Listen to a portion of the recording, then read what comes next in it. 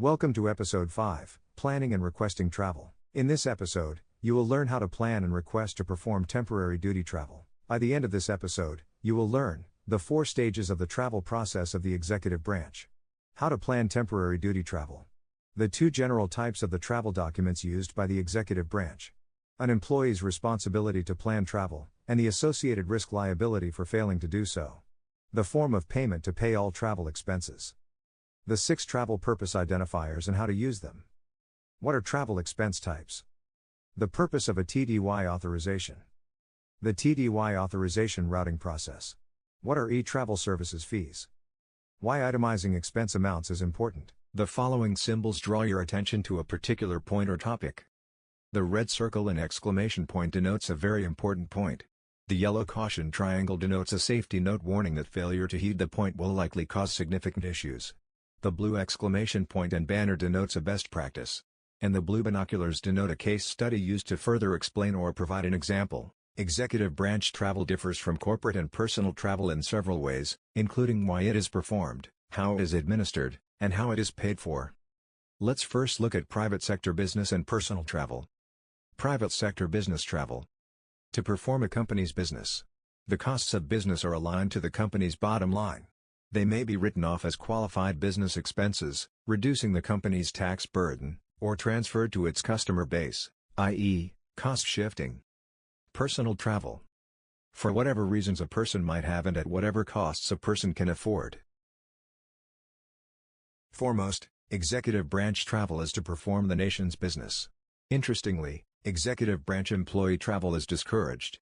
Federal Travel Regulations Section 301-70.1 requires agencies the responsibilities of which are fulfilled by the designated approving official, to limit travel expenses and to consider alternatives to travel, including through teleconferencing.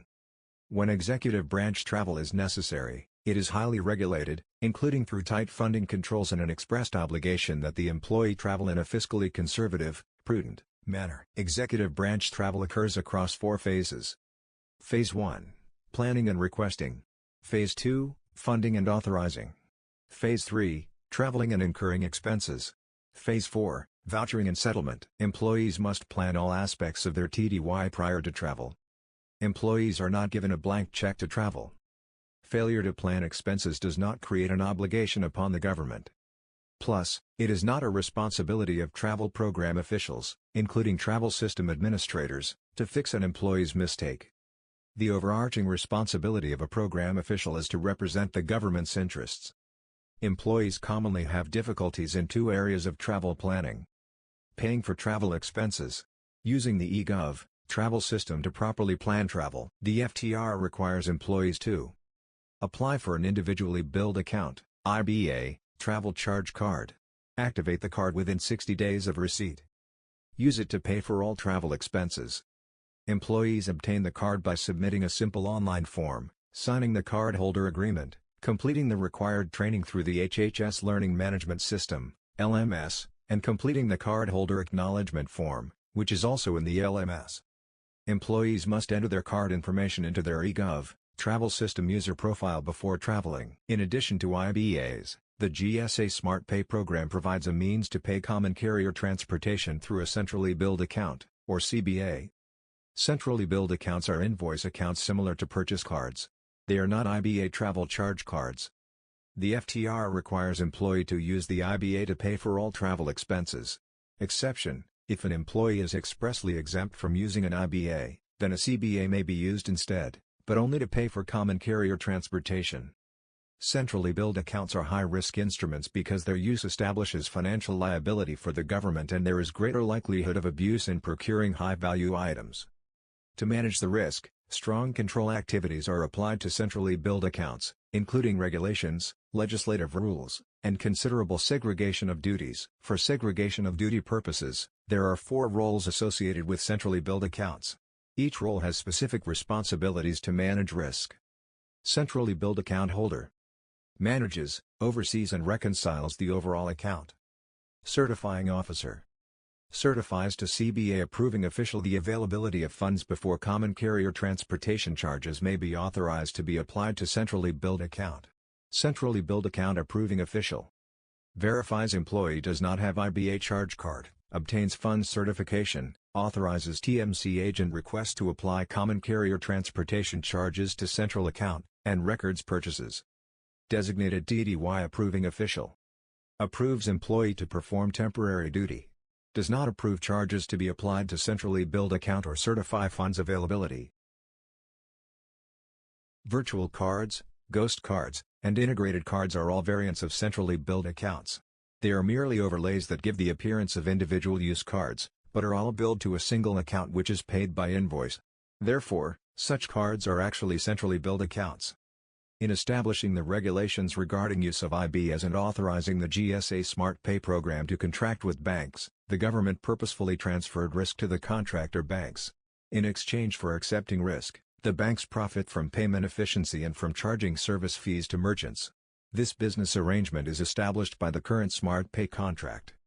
Using these types of cards would undermine the general intent of the government, so they are not allowed. Employees must become familiar with the functionality of the ETS so they can administer their own travel, including making reservations.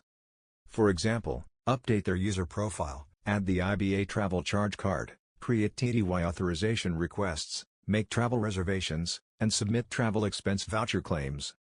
The ETS is programmed and configured to apply the FTR and the HHS travel policy, but the employee must ensure that they understand and apply the rules appropriately.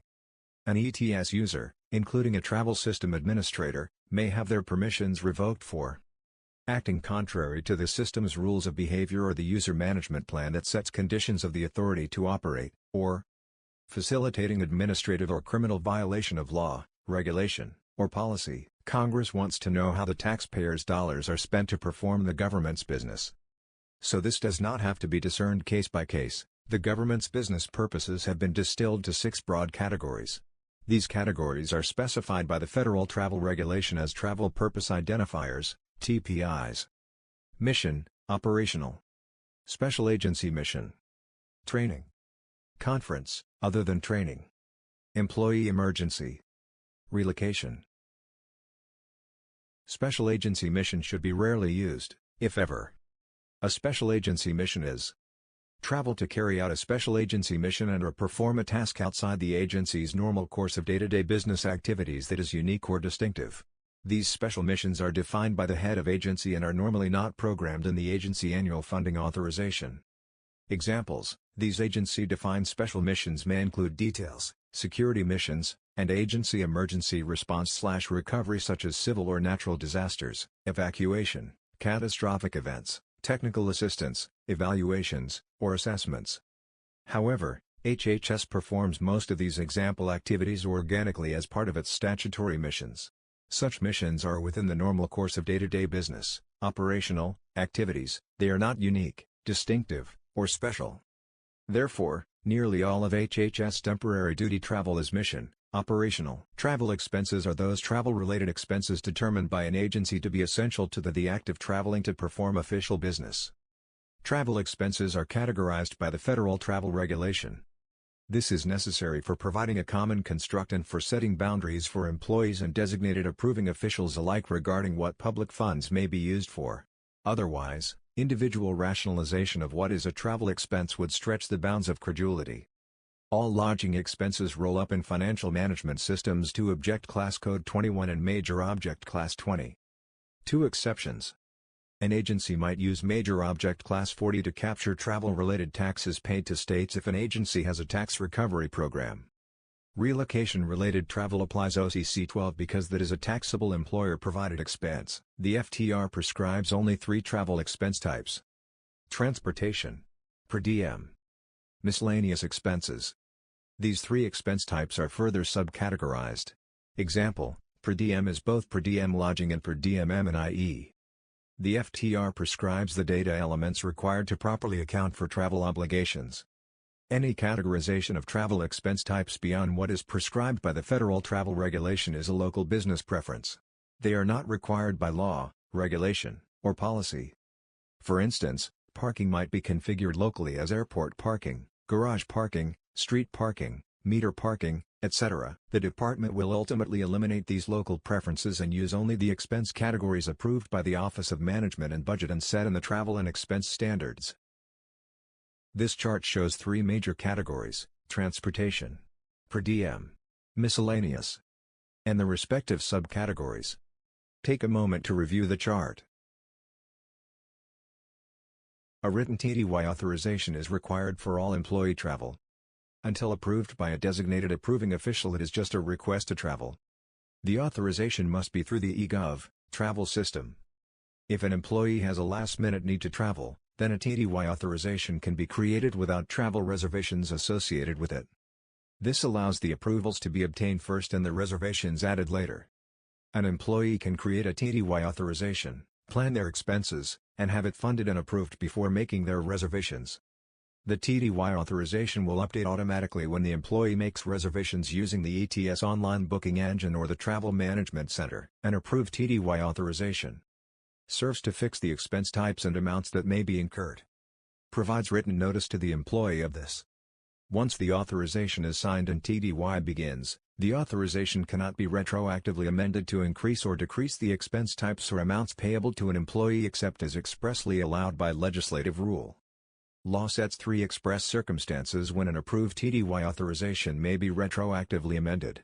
See the LMS course on this topic to learn more about retroactive amendments. All authorization requests are assigned a unique alphanumeric tracking code called a Travel Authorization Number, or TANM. eGov Travel Services is a contracted service and there is a fee charged for using them. The ETS fees are the government's liability and might be said to represent the cost of doing business. Using the eGov travel system online to create authorizations and reservations and to route them. Using the subcontracted DMC to make a reservation, and using the eGov travel system to file travel expense voucher claims. An employee might need to research fees to resolve issues or to reconcile charges made to an IBA travel charge card. The fees are published in the ETS2 Master Contracts Fee Award Schedule. The fee amount depends on the service provided, and the service provided can be determined by comparing the amount of the fee charged with the fees listed on the fee award schedule. The fees display on a TDY authorization in 2 ways, TMC fee and voucher fee. Whether the employee arranges their own travel, uses a travel management center, or some combination of the two, the fee for booking reservations will display as TMC fee. It displays this way because the ETS online booking engine is an extension of travel reservation service used by the Travel Management Center. The fee to use a TMC is about 80% higher than making one's own reservations using the eGov travel system's online booking engine. This is one reason why the federal travel regulation requires employees to arrange their own travel when possible. The voucher fee, which covers general eGov travel services, depends on the type of voucher created for the trip, TDY or local voucher. Some services include an additional industrial funding fee, IFF, payable to the General Services Administration, such as any reservation made using a city pair program fare. The IFF is remitted to GSA to pay the costs of GSA's city pair program. Some other costs might be incurred, but these are not fees. Examples include non-refundable fares, etc. The prime contractor charges the appropriate fees, which are automatically applied to the TDY authorization request so that funds are obligated for them. Fees listed on TDY authorizations automatically carry over onto the travel expense voucher claim when the voucher is created. When the employee's IBA is charged a fee that is the government's liability, then the employee is reimbursed the fee. The employee must pay the bank what they were reimbursed. A TDY authorization dated October 2, 2018 listed a TMC fee of $9.91. Here is what can be discerned from just this bit of information. The date the fee was charged aligns to the ETS Master Contract Fee Award Schedule's period of performance, POP, for option year 1. The fee amount is what the prime contractor can charge during the POP for contract line item number, CLIN, 0021AA. OTRS domestic/international with air/rail. Because it is $9.91 and not $8.26, the reservation was a city pair program airfare. OTRS means Online Travel Reservation Service, which is the ETS online booking engine. The fee was charged, so that means the TDY authorization was approved. Thus from the fee we deduce that the employee used the ETS to procure a domestic or international airline ticket and that the TDY authorization associated with it was approved. A form of payment, FOP, is how travel expenses are paid for within the ETS. If an employee has an IBA travel charge card, then they are required by regulation to apply all travel expenses to it, including the common carrier transportation. The FOP for TMC fees is configured to follow a specific pathway, same as reservation. Specifically, the FOP the common carrier transportation airfare was booked to is the same FOP the TMC fee will be applied to. If an air reservation was not made, then the FOP for ETS fees will default to the centrally billed account. eGov, Travel Services Fees Form of Payment. The ETS is configured to automatically ticket reservations associated with an approved TDY authorization 5 days before the trip's start date. This prevents reservations from being cancelled because of the 48-hour rule. Unapproved TDY authorization requests with no associated TMC fees, reservation cancellation fees, or non-refundable fare fees can be deleted from the ETS. No expenses have been incurred. Approved TDY authorizations with no associated TMC fees, reservation cancellation fees, or non-refundable fare fees, whose associated reservations have not yet been ticketed, can be stamped cancelled. No expenses have been incurred. Always check to confirm if the ticketing has occurred. If a ticket has been issued, then the employee must file a voucher to be reimbursed the fees and reconcile any amounts applied to a centrally billed account. However, whenever a service is obtained and a fee is charged even if the TDY authorization was cancelled, a travel expense voucher claim must be filed to properly reconcile the expense in the financial management system and reimburse you for any fees charged to your IBA. Users often cancel approved authorizations and fail to file the voucher claim to reconcile the fees. Travel system administrators perform program maintenance activities such as running reports to determine when vouchers need to be filed to account for travel and informing the program offices to compel the employees to file the vouchers. This prevents undelivered orders in the financial management systems. Never delete from the ETS an approved TDY authorization that has fees associated with it even when the TDY is cancelled. Sometimes employees make purchases that require a travel expense voucher claim to be filed even when there is no government liability. The liability is the employee's. The government must still pay the cost of administering the matter even if the employee will not be reimbursed. Two examples are purchases of immediately ticketed non-refundable tickets before a TDY authorization is approved, and the planned trip does not occur. Accepting a lodging cancellation policy greater than the government's liability cap of 1 night's lodging, and the planned trip does not occur. The FTR requires employees to itemize all travel expenses on both their authorization requests and voucher expense claims. Expenses listed on an approved TDY authorization automatically transfer onto a travel expense voucher claim when the voucher is created in the ETS. The ETS will automatically itemize expenses for per diem lodging, M&IE, eGov, travel service fees, transportation from reservations associated with the authorization request. This is a very convenient labor-saving functionality. Employees must then modify the TDY authorization request to plan the rest of the expense types and amounts they will need, such as transportation to and or from the airport, transportation to and or from the hotel and the TDY location, baggage, etc.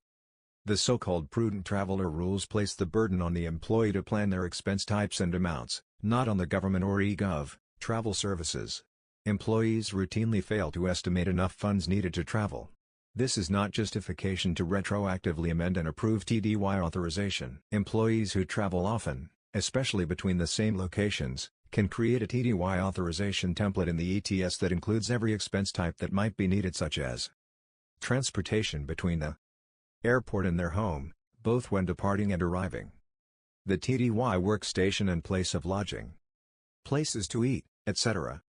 Nightly lodging, including any necessary taxes for non-exempt areas, baggage and other routine travel expenses.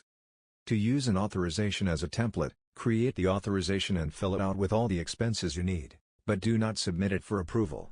Instead, just save it and leave it in your ETS work queue. Then, for future trips, simply clone the template authorization. This way you only need to update the reservations, the destination, the funding, and other trip-specific details. Other information, such as travel expenses associated with reservations, will automatically be updated when the authorization is saved. What is the first of the two types of documents created and processed in the eGov travel system? A. Trip report. B. Trip authorization. C. Travel authorization. D. Travel report. Pause the video, consider your response, and then resume to learn the answer. The correct answer is C. Travel authorization. What is the purpose of a TDY authorization? A. To fix the expense types and amounts that may be incurred and to make written notice to the employee of this. B. To enable supervisors to direct employees to perform temporary duty. C. To disperse funds to a claimant. D. All of the above. Pause the video, consider your response, and then resume to learn the answer. The correct answer is A. To fix the expense types and amounts that may be incurred and to make written notice to the employee of this. What is the alphanumeric designator applied to all TDY travel authorizations? A. Passenger name record. B. Travel authorization number. C. Travel authorization record. D. Travel approval identification. Pause the video, consider your response, and then resume to learn the answer. The correct answer is B. Travel authorization number. What two ways do fees display on a TDY authorization? Choose two. A. TMC fee. B. PSC administrative fee. C. Concur Gov fee. D. Voucher fee. Pause the video, consider your response, and then resume to learn the answer. The correct answers are A and D. TMC fee and voucher fee. Which of the following travel expenses does the ETS not automatically itemize? A. Common carrier transportation. B. Per diem lodging at M&IE. C. Travel services fees. D. Taxi fare to and from the airport. Pause the video, consider your response, and then resume to learn the answer. The correct answer is D. Taxi fare to and from the airport. Congratulations! You have completed this episode. Thank you for participating. The next episode in this series is Episode 6, Funding and Authorizing Temporary Duty Travel.